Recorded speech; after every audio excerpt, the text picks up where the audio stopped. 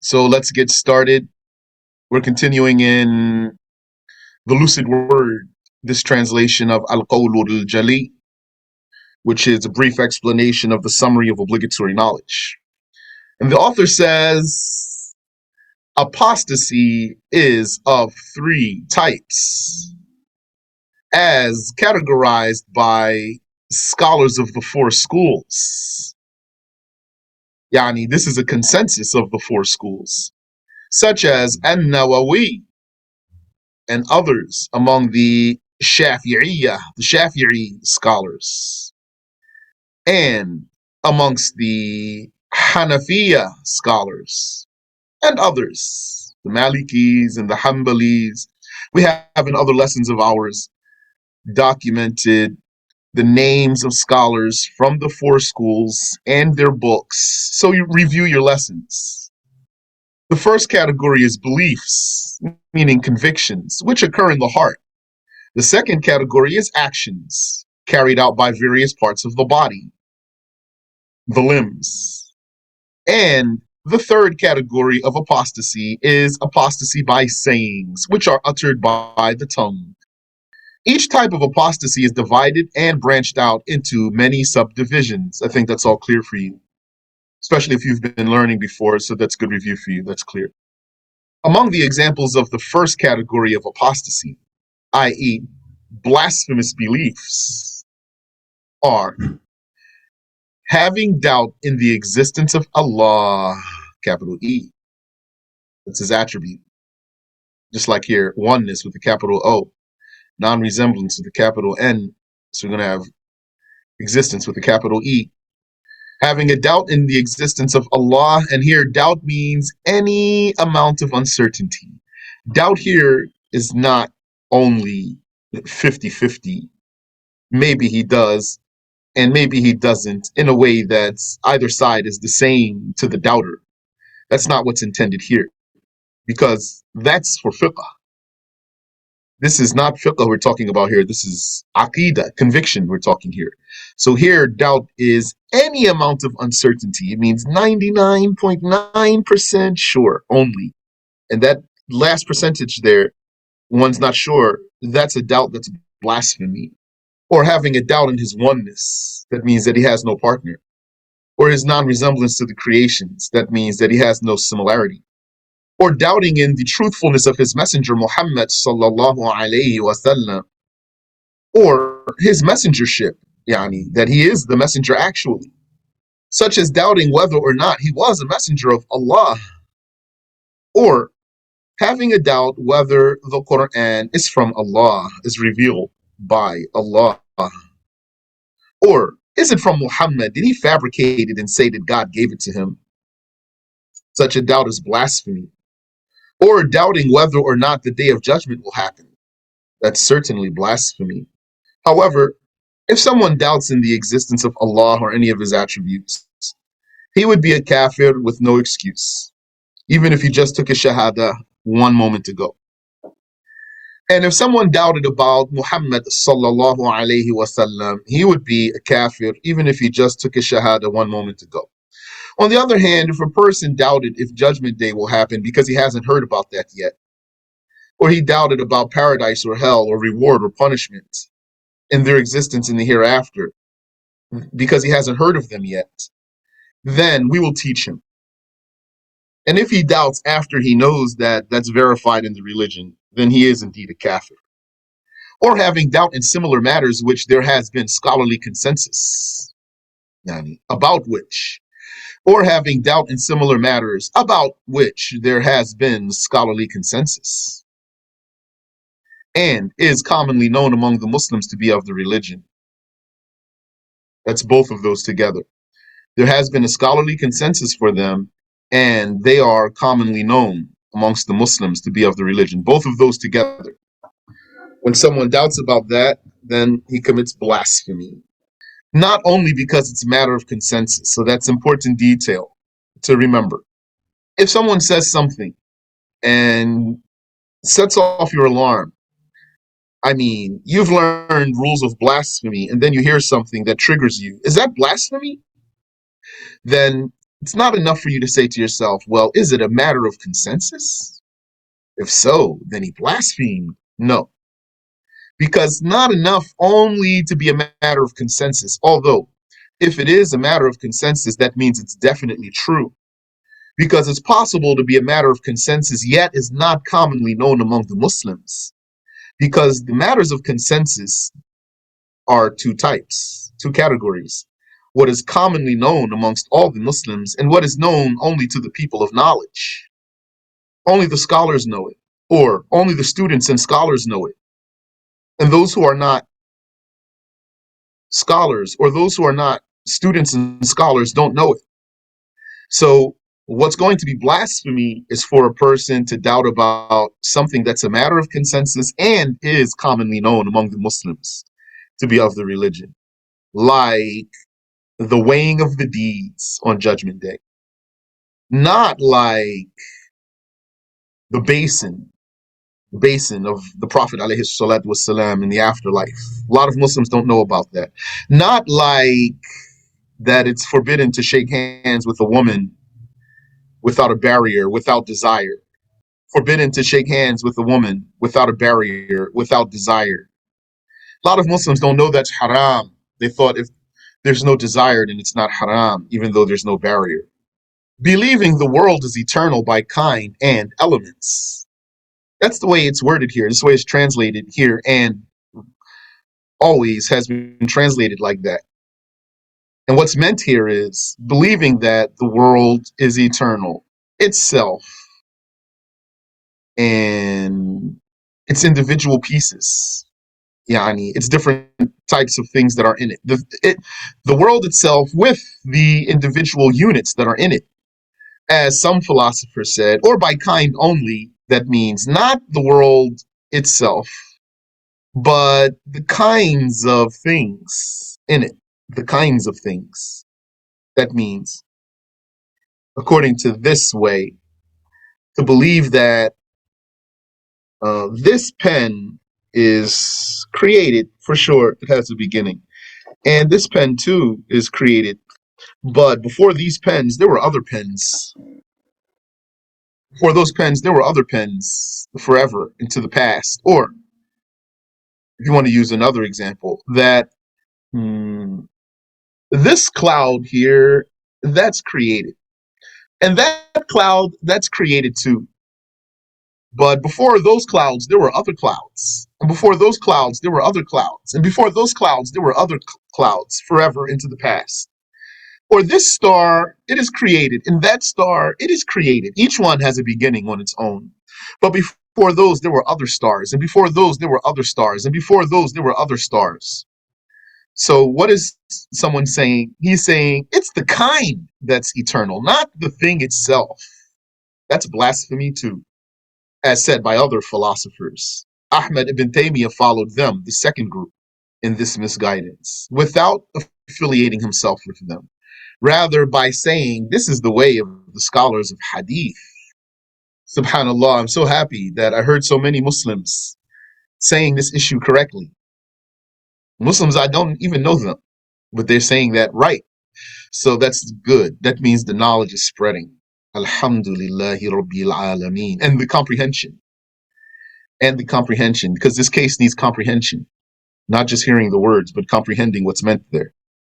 I just even talked to one person last night, subhanAllah, and he said, yeah, Ibn Taymiyyah, he said that the world is eternal. He didn't say it all the way, the best way, but that's what he wanted to say. I was so happy, mashallah. Also, denying one or more of the 13 attributes of Allah, which are confirmed by consensus that he is attributed with, such as being omniscient, omnipotent, all-hearing, all-seeing, alive, and a willer. So denying one or more of the 13 attributes of Allah, you know those 13 attributes. If you don't know those 13 attributes, review your lessons. Yani, you should know them by heart by now. I don't know all who's listening, but yani, I know a lot of you who are listening, a number of you. You know those 13 attributes by heart?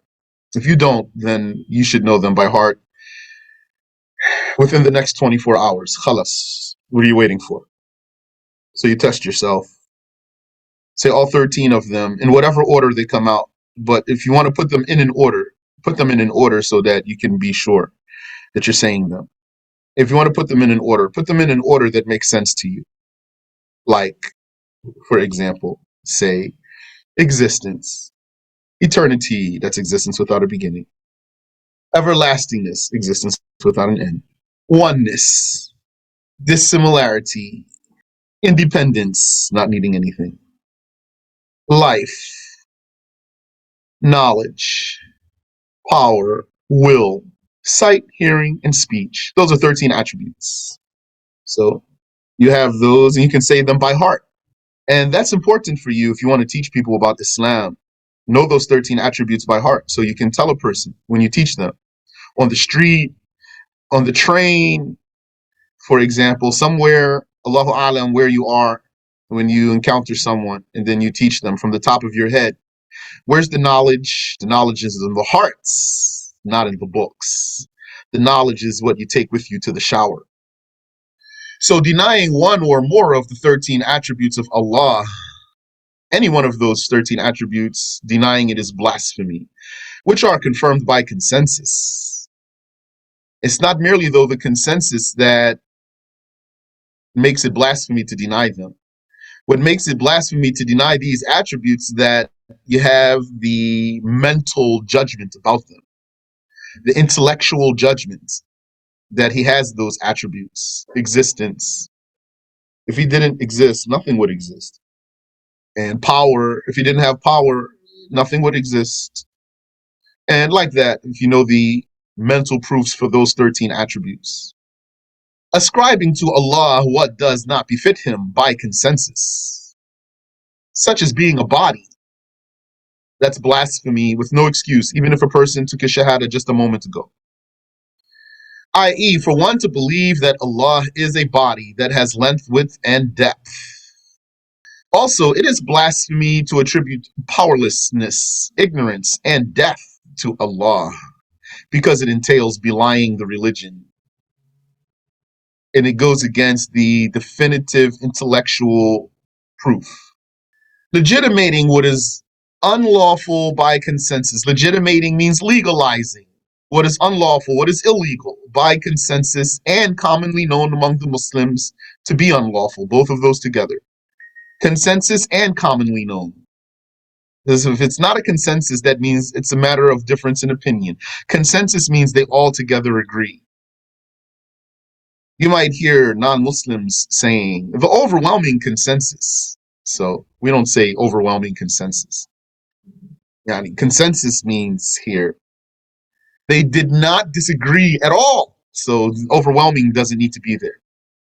Rather, the Muslims would say, instead of overwhelming consensus, the Muslims would say the majority says. That means not a consensus. Legitimating, legalizing what is unlawful, illegal by consensus and is commonly known among Muslims to be unlawful. While it is known to the legitimizer, the legalizer, to be unlawful, it's not hidden from him. He's aware of the judgment that it is unlawful, such as adultery and fornication, sodomy, killing, stealing, and forcefully taking money of others unjustly. As for here, sodomy, it means what's blasphemy is to legalize sodomy with other than the wife or the female slave. To legalize sodomy with other than the wife or the female slave. That's blasphemy. Legalizing sodomy with the wife or the female slave is incorrect, but not blasphemy. Incorrect, not blasphemy. What's meant by killing here is killing unjustly, of course, because there are scenarios of killing that's not unlawful, such as lawfully executing a person. Like, had the word here been homicide, that would be better. So to definitively put the word as, to word it in a way that means something that's wrong. Killing is not always wrong. It depends on the scenario. What if you're defending your life or you're fighting off someone who's attacking your family, for example? trying to steal your money, and then in the process you killed him. So it's not haram even. Yes. Says here killing. So killing, what's meant here is homicide, murder, legalizing that. But killing, the word killing, there's a difference between killing and homicide, because killing has broad meaning.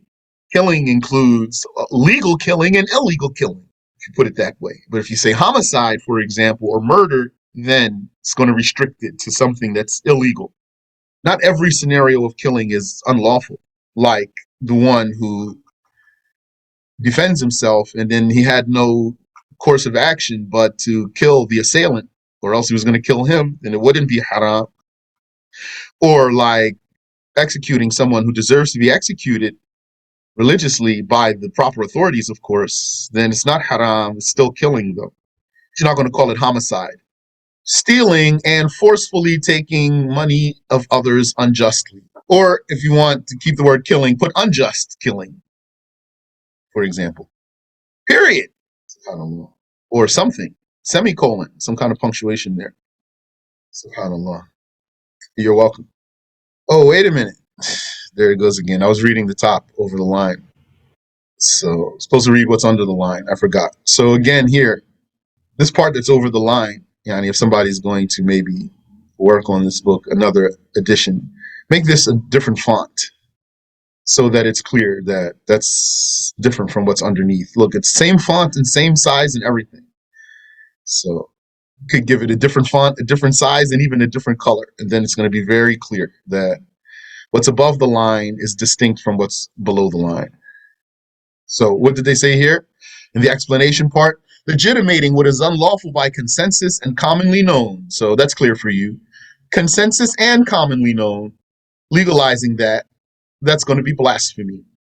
Commonly known to be unlawful, i.e., its unlawful character is famous among the scholars, as well as the commonality. Here, commonality means commoners, laymen. While it is known by the legalizer to be unlawful, the one who's legalizing this thing that's commonly known to be illegal, he knows that religious judgment. It's unlawful under religious law, such as adultery and fornication and sodomy. So I already told you, sodomy here means to legalize sodomy with other than the wife or the slave woman. That's blasphemy. Legalizing it with the wife or the slave woman is wrong, not blasphemy though. Killing unjustly, there, exactly. Killing unjustly. Now that's correct. Yani more, it's very clear. Stealing and forcefully taking money of others unjustly. However, if the person were a new Muslim who did not know that these acts were prohibited and said about them that they are permissible, this person does not fall into blasphemy. Correct. Yani, this case or these cases are not like when someone has a wrong belief in Allah or a wrong belief in the Prophet sallallahu alaihi wasallam, or a wrong belief about Islam in general. Like if someone believes you can be any religion you want, he would be a kafir even if he just took a shahada a moment ago. But these cases are not like that. It could be that the person doesn't know. Although it is a matter of consensus, which means it's correct, and it's commonly known among all the Muslims, but this particular person doesn't know. So then we'll teach him. Likewise, to deem unlawful what is commonly known among the Muslims to be lawful, i.e., knowledge of its lawfulness is unequivocally known among the Muslims to be part of the religion. Yani, definitely known.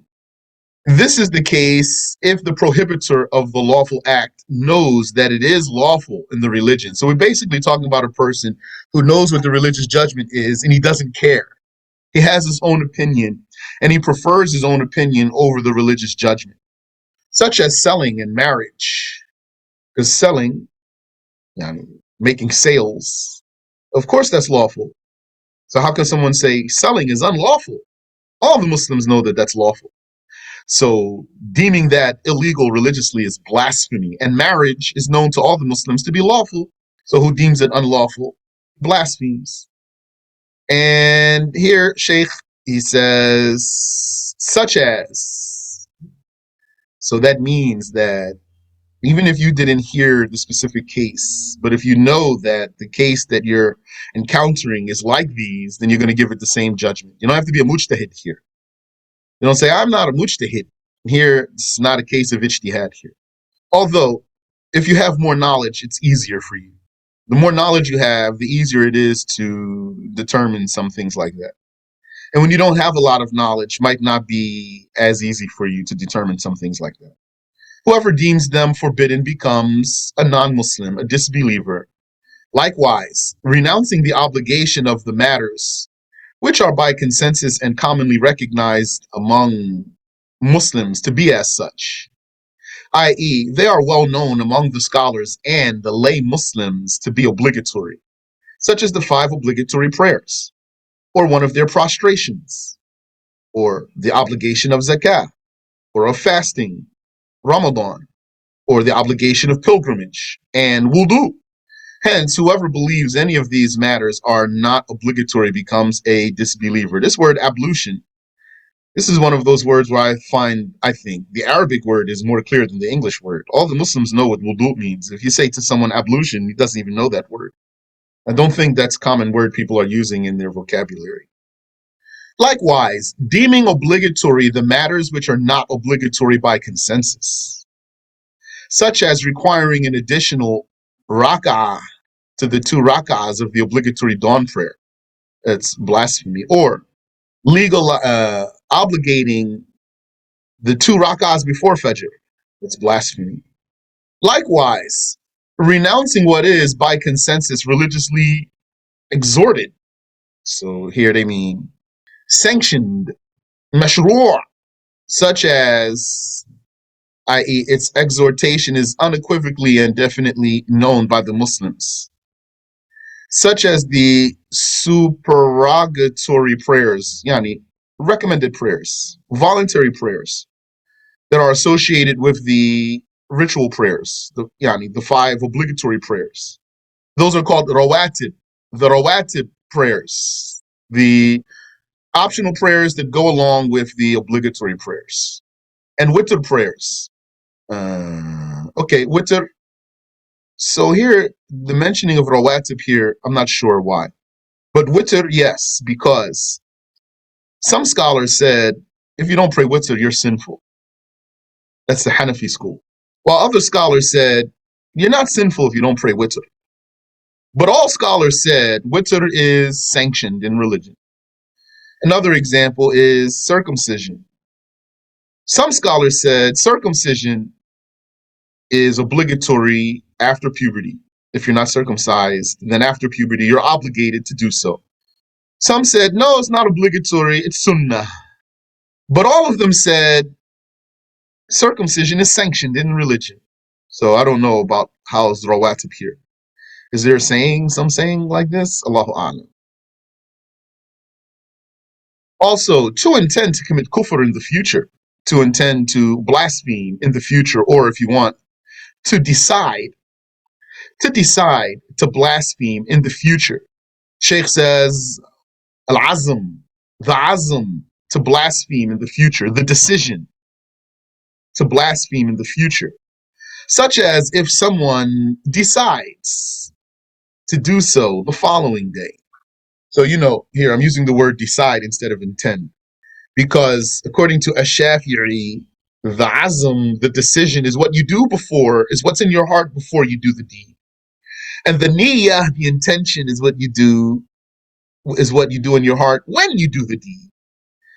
What you have in your heart while you do the deed, according to Ash-Shafi'i, that's the niyyah, intention. What you have in your heart before you do the deed, that's the azm, the decision. And that's what Shaykh is talking about here. The decision to do it in the future. Such as if someone decides to do so, to blaspheme, the following day. He says, I'll leave Islam tomorrow, or in a month, or a year, or more. Then he, or one, became a disbeliever instantly at the moment of the decision. Or if one intends to do any of the aforementioned blasphemous matters, or hesitates in doing so, yani about, hesitates about doing so, such as saying in one's heart, that's better than their heart. This one is good. Such as saying in one's heart, should I or shouldn't I do that blasphemy? Then one becomes a blasphemer immediately, even if he decided, okay, I won't. Then too late, he already did. But not the mere involuntary thought of it, because this does not nullify the Muslim's faith, the mere involuntary thought.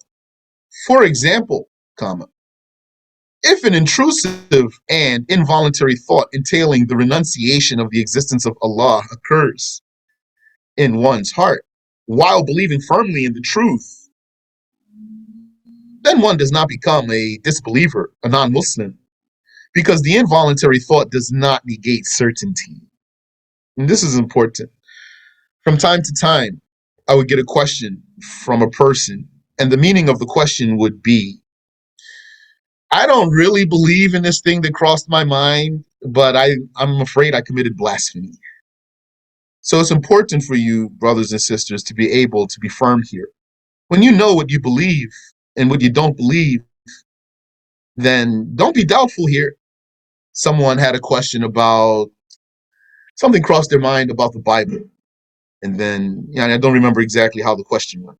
Something crossed their mind about the Bible, and then it's like there's a little bit of confusion in their question. But really, though, the person never disbelieved in the Injil that Allah revealed to Isa. Has no disbelief about that at all.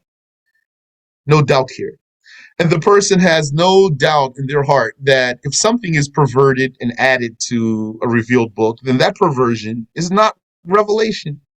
So really, the person has no blasphemous belief here, but something crossed their mind, and they got confused here somewhere, somehow, and then needed to ask the question. So when you're firm and you know about what you believe and what you don't believe, then a lot of those types of thoughts should not have an effect on you. Yeah, it's shaitan. To deny the companionship of our master Abu Bakr, may Allah raise his rank. This is blasphemy, owing to the denier's repudiation of the Quran denial. His repudiation denial of the Quran. Because Allah stated his companionship explicitly in the Quran, the companionship of Abu Bakr. إِذْ يَقُولُ لِصَاحِبِهِ, when Muhammad said to his companion, لِصَاحِبِهِ, and the consensus of the companions is that his companion in this ayah is Abu Bakr. So Abu Bakr's companionship is explicitly mentioned in the Quran. So who denies it, denies the Quran. To deny the prophethood of whoever is recognized by consensus among the Muslims as a messenger or prophet. This is whoever here, not whomever. Of whoever is recognized by consensus among the Muslims as a prophet, as a messenger or a prophet. Such as Adam with the capital A, that's second time there. So either it's the same mistake twice, or the person is on purpose not capitalizing the name of Adam. It's probably the same mistake twice. Musa, Isa, and Muhammad, peace be upon them, and may Allah raise their ranks. Amin. So here, to deny the prophethood of whoever is recognized by consensus as a messenger or prophet, not whomever. I'll tell you really quick here. So if you say of whomever, it would be right if there wasn't a verb afterwards. And this verb here is, that means needs a subject. This verb needs a subject. The subject is this word here. And the word whomever is not in the subjective form. So you have to drop the M. So really, the meaning is to deny the prophethood of whoever is recognized. All of that is like one thing under of. So just in case you're curious of the grammar there. You said, why the name of the prophets have different sayings after their names? So maybe you're asking me here about the Arabic. So who translated this? they saw it as a good idea to put the Arabic names there. Yeah. Who translated this saw it as a good idea to put the Arabic names there. They said in the introduction to help you be able to pronounce the English. Yani. That's what they did. SubhanAllah. So if they want, they can, for example, put the English word first, since this is English, and put the Arabic word in parentheses. And then maybe that's better. If they want to keep putting the Arabic word, if they insist on always putting the Arabic word in the middle of the sentence. Because this is the foreign language here. So they drop the Arabic word right in the middle of the English sentence like it's fine. Like it's normal, yani. So it's not normal, really. So if they want, they can just put the English there, normal, and then put what's abnormal in parentheses there. So, to deny the prophethood of whoever is recognized by consensus among Muslims as a messenger or a prophet, such as Adam, Musa, Isa, and Muhammad, peace be upon them, and may Allah raise their ranks. Ameen. Recognized by all Muslims, by consensus, recognized by consensus among Muslims, yani all Muslims. All the Muslims know that he's a messenger or a prophet, like these ones named here. As opposed to Sheaf, not all the Muslims know that Sheaf is a prophet. So if someone denied the prophethood of Sheaf, don't deem him a kafir. To reject the letter of the Quran, which is confirmed to be a part of it by consensus of the reciters, by consensus of the reciters. So, the Quran has different recitations. So there might be something in a recitation that someone is not aware of. He would know one recitation like Hafs, and he wouldn't know another recitation. So then when he saw something in another recitation, he might think that's a mistake, for example. He might say, that shouldn't be there, for example. So you're not going to call him kafir here. You're going to teach him. Say, no, this is just a different recitation. Or to add a letter to it, which is by consensus not recognized as part of it, i.e., Muslims unanimously do not consider this addition to be a part of the Quran, provided he added it with the conviction that it is part of the Quran out of stubbornness. However, if this extraneous addition were due to his belief that it is part of the Quran out of ignorance, then he is not judged with blasphemy.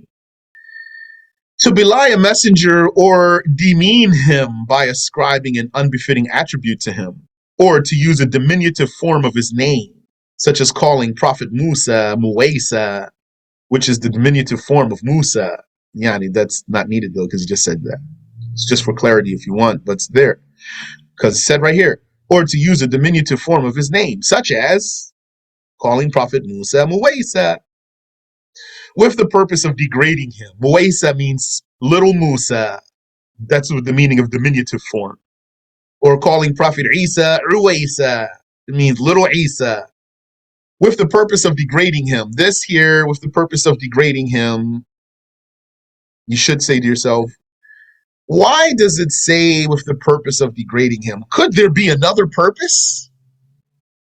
Or is that just there for clarity only, and it doesn't need to be there? So the answer is, there could be another purpose. So this does need to be there.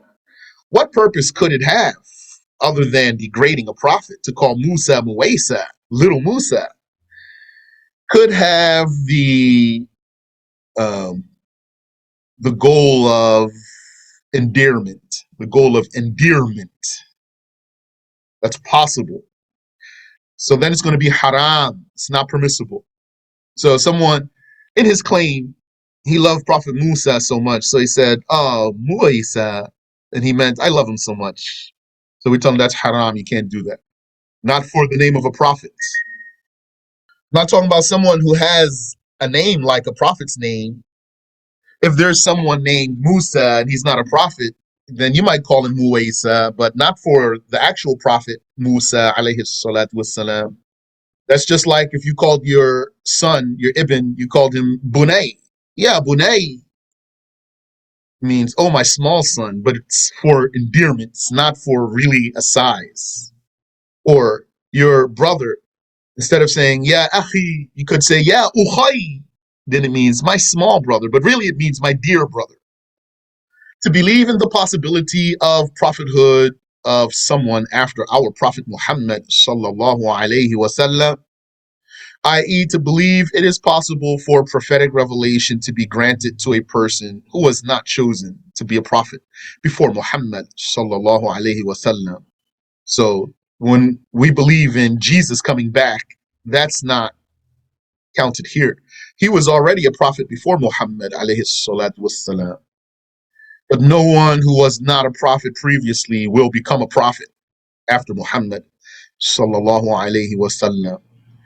If someone lived before Prophet Muhammad sallallahu alayhi wasallam, then it's permissible for him to believe that a prophet could come, because it's not yet the time for the last prophet.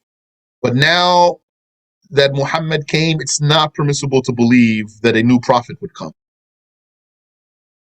The second category of apostasy is actions, such as prostrating to an idol, i.e., an object worshipped instead of Allah, whether it were made of stone, wood, or otherwise. But merely being a statue doesn't make something an idol. The statue won't be an idol unless it's worshipped. Or prostrating to the sun or the moon, or on any account, yani for any reason. It's blasphemy, i.e., it is blasphemy and apostasy whether or not one intended to worship them. Also, such as prostrating to a human, if the prostrator prostrates out of worship in particular, out of worship to this human, like the prostration of some ignorant people to some fraudulent Sufis. Yeah, fraudulent Sufis, pseudo-Sufis, fake Sufis, subhanallah, out of worship, then it is kufr. Subhanallah, subhanallah, subhanallah. You never know where you might find one of those. If you find someone who claims he's Sufi, be mindful. Watch how he talks. If he starts talking with riddles and things, and he says stuff that's like it's kufr, then be on alert. You said, if someone was to bow to another out of respect, is that sinful as well? Yes. And it's haram to salute a kafir with a salute, a respectable salute, like bowing to him, or even when you put your hand up to your forehead, like that, you can't do that for a kafir. However, if a person prostrates to another, not out of worship, such as prostrating to salute them only, salute him only, or salute that one only, then it is not blasphemy. Rather, it is considered sinful in the religious law of our Master Muhammad sallallahu alayhi wasallam, although it was permissible under previous prophetic laws. Yes. Wallahu a'lam. Let's stop there.